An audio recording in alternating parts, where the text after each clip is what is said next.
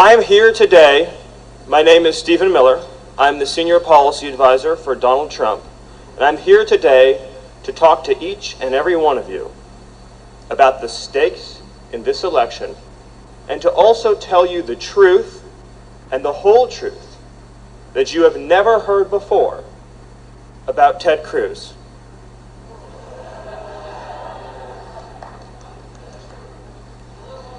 In 2013, we had an epic battle in the United States Senate over the subject of immigration. I was in the Senate at the time. I was working for Senator Jeff Sessions of Alabama. One of the great endorsements that we've had for Donald Trump. And in the amendment process in committee, in the Judiciary Committee, when we were working on that immigration bill, and we were trying to stop it and defeat it and to save the jobs and livelihoods of every single person out here today, what did Ted Cruz do? What he did has not been reported in any of the media outlets, including those here today. It hasn't been reported in the newspapers. You've probably never even heard about it or read about it. But I will tell you today what Ted Cruz did. Ted Cruz introduced an amendment to increase by 500% the number of foreign workers coming into the United States of America, competing against you and your children and your grandchildren and your brothers and sisters and neighbors for jobs. Low-wage foreign workers being brought in to take your place at less pay. Ted Cruz also introduced an amendment to double the number of Muslim migrants coming into this country. A 200% increase. He had no regard, no concern for how that amendment would affect the security of you and your family. He was happy to replicate here in the United States the same conditions we have in Germany and Belgium and across Europe with uncontrolled migration from the Middle East. That is the real legacy of Ted Cruz. Donald Trump is the only candidate in this race who's saying, let's pause these programs to protect the American people. How many of you have watched what's happened in Wisconsin with the increasing pace of refugee resettlement? Have you seen what's happened at local factories where jobs that should be going to the people of Wisconsin are instead going to refugees? Have you seen what's happened in the case of illegal immigration, with illegal immigrants being arrested in Wisconsin for the most heinous crimes imaginable? Just recently, an illegal immigrant was arrested in Wisconsin and charged with suffocation and strangling a resident of this state. And yet, you have a sanctuary city bill here in Wisconsin to crack down on sanctuary cities. And did you know that bill stalled? That it's not moving in the Senate? Donald Trump is being opposed by political interests all across this country because he is the only candidate in this race who will protect our cities, who will protect our communities, who will save our families.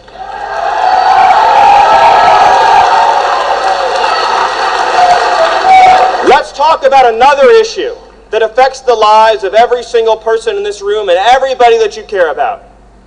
Raise your hand if you think manufacturing is important for the future of this state. Every single hand went up in the room. 1/5 of people in Wisconsin in the private sector are employed because of manufacturing. That's 20% of the state. And yet your middle class has shrunk more than any other state in this country. Why? Because your trade jobs have gone overseas. They've gone to China, they've gone to Mexico, they've gone to Japan, because our politicians have surrendered your jobs because they don't care about you. And there is no man in this country who has pushed harder to send your jobs overseas than Ted Cruz. In 2014, when we were fighting the epic battle over executive amnesty, Ted Cruz did an interview with the Wall Street Journal, and you know what he said? He said on the question of trade, he was eager I quote, eager to give Barack Obama more authority. Can Wisconsin vote for a man who wants to give Obama more authority to send your jobs overseas? Because Ted Cruz will pass Obama's trade bill and he will sign the death warrant for the middle class of Wisconsin. And we will not let that happen. Will you let that happen? When we were fighting Obama's trade bill in 2015, Ted Cruz wrote an op-ed with Paul Ryan saying, give Obama the trade bill. He stood against you and every single working person in this country. Ted Cruz, when we were trying desperately to save our sovereignty, to save our independence as a country, Ted Cruz worked with Obama to pass Obama's trade bill, the Trade Promotion Authority, to give up our sovereignty, to give up the soul of this nation to a transnational commission, the Trans-Pacific Partnership. That is Ted Cruz's legacy, to take away your ability to control your own futures. These words, mark them down, tell them to your friends, tell them to your family. If Ted Cruz were to become the nominee of this party and become president, he will enact the Trans-Pacific Partnership and end forever a manufacturing middle class in America. We will not let that happen.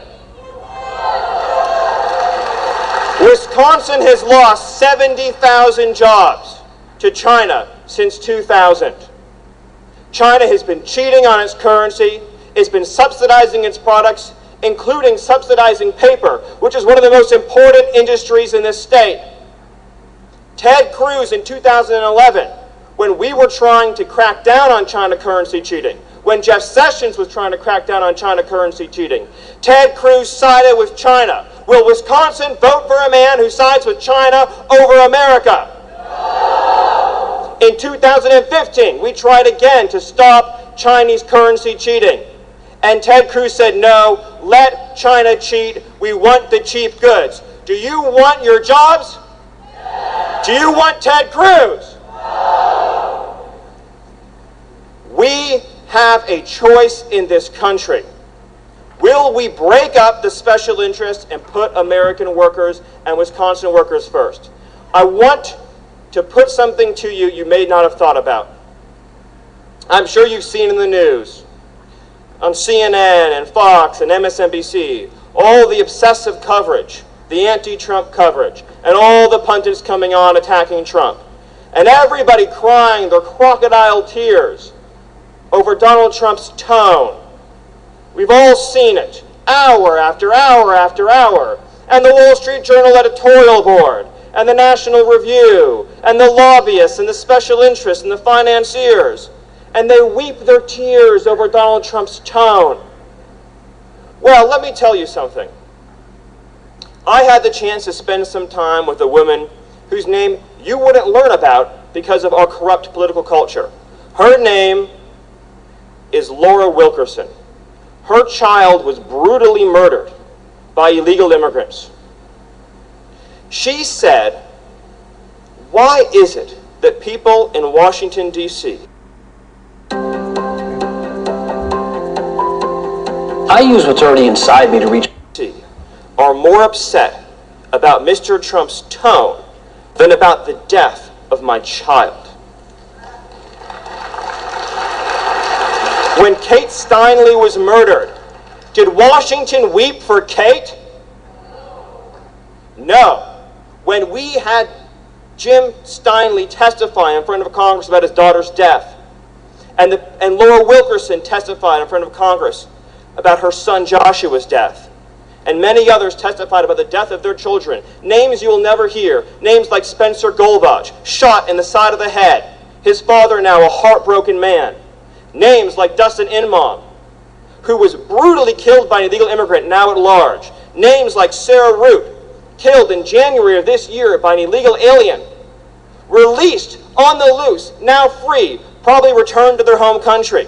Washington weeps no tears for these dead Americans. Washington weeps no tears for the parents and the sisters and the brothers who've lost their loved ones. No, instead Washington tells you, oh, we should be upset about Mr. Trump's tone. Understand this. The reason why they are trying to stop Donald Trump, the reason why all the special interests have aligned, the reason why Ted Cruz is trying to stop Donald Trump is because they know that Donald Trump is the only man who threatens their power.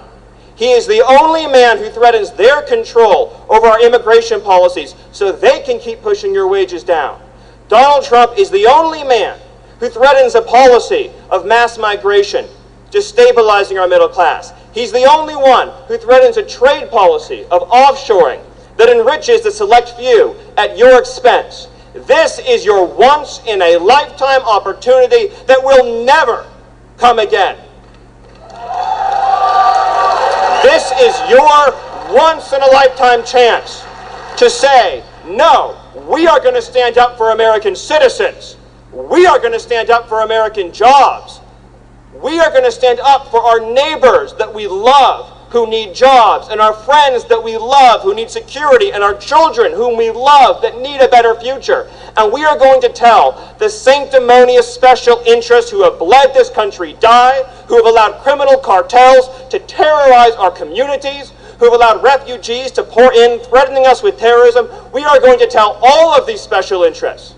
We are going to tell pro-amnesty, pro-Obama trade Ted Cruz, no, we are going to vote for Donald Trump, and we are going to save our middle class and our country. Will you turn out on Tuesday for Donald J. Trump?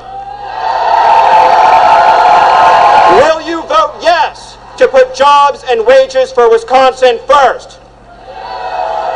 Will you vote yes to make American communities safe again?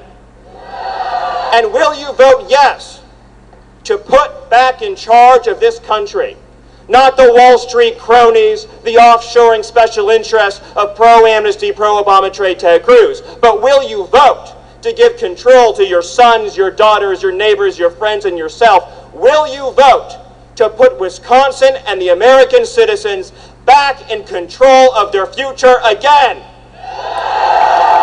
God bless all of you, and it is now my pleasure to announce that the next person taking the stage will be the incomparable and the amazing Governor Sarah Palin.